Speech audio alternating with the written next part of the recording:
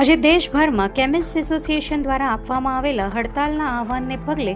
રાજકોટ શહેરમાં ઓનલાઈન દવાના વેચાણના વિરોધમાં અંદાજે 1400 જેટલા નાના મોટા ખાનગી મેડિકલ સ્ટોર્સ બંધ રહ્યા છે અને કારણે સામાન્ય જનતા અને દર્દીઓના સગાવાલાઓને ભારે અસર થવાની શક્યતા સેવાઈ રહી છે। અમારો જે વિરોધ છે ઓનલાઈન ફાર્મસી માટેનો વિરોધ છે,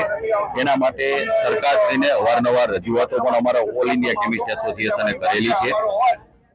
મેઇન વસ્તુ એ છે કે ઓનલાઈન ની અંદર આપ શ્રી તમારા લોકોના માધ્યમથી જ મીડિયાના માધ્યમથી જ લોકોને અવગત કરવામાં આવે છે કે ઓનલાઈન પોર્ટલ ઉપરથી ઓનલાઈનના ડેપો ઉપરથી અવારનવાર એટલે વારંવાર ત્યાંથી ડુપ્લિકેટ દવાઓના જથ્થા પકડાના છે, જે કોઈ કાળે ચલાવી લેવામાં ન આવે। આપણા દેશ બાંધવોના હિત માટે, આપણા ભારત દેશના નાગરિકોના હિત માટે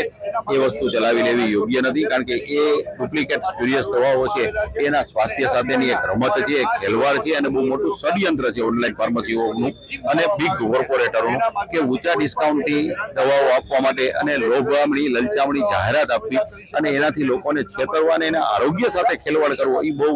આપણા દેશ માટે બહુ ખરાબ વાત છે અને એક લોકોના સ્વાસ્થ્ય સાથેનો ખિલવાડ છે। તદુપરાંત જ્યારે યુવાધન આપણે આવડું મોટું વિશ્વ લેવલે સૌથી વધુ યુવાધન છે આપણી પાસે અને આપણે આટલી ભરણફાળ જે વૈશ્વિક આપણે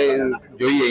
ગ્લોબલી તો આપણે જે રીતના પ્રગતિ કરી રહ્યા છીએ એમાં યુવાધનનો સિંહ ફાળો છે અને એ યુવાધન ઓનલાઈન દ્વારા નશાકારક દવાઓ આસાનીથી મેળવી શકે છે। નાર્કોટિક અને સાયકોટ્રોપિક સબસ્ટન્સ જે છે આસાનીથી મેળવી શકે છે, ગર્ભપાતની દવાઓ આસાનીથી મેળવી શકે છે। તદુપરાંત જે હમણાં આપણા લોકવાણીના મુખ્ય વડાપ્રધાન શ્રી મોદી સાહેબે મન કી બાતમાં AMR ની વાત કરી, એ AMR માં જે એન્ટીમાઇક્રોબિયલ રેઝિસ્ટન્સ માટેની વાત છે તો જે એન્ટીબાયોટિકનું રેઝિસ્ટન્સ આવતું જાય છે તો એ ઓનલાઈન દ્વારા આસાનીથી ઉપલબ્ધ છે। શેડ્યુલ H અને H1 નું કોઈ જાતનું કાયદાઓનું એનું પાલન થતું નથી, ડ્રગ એન્ડ કોસ્મેટિક એક્ટનું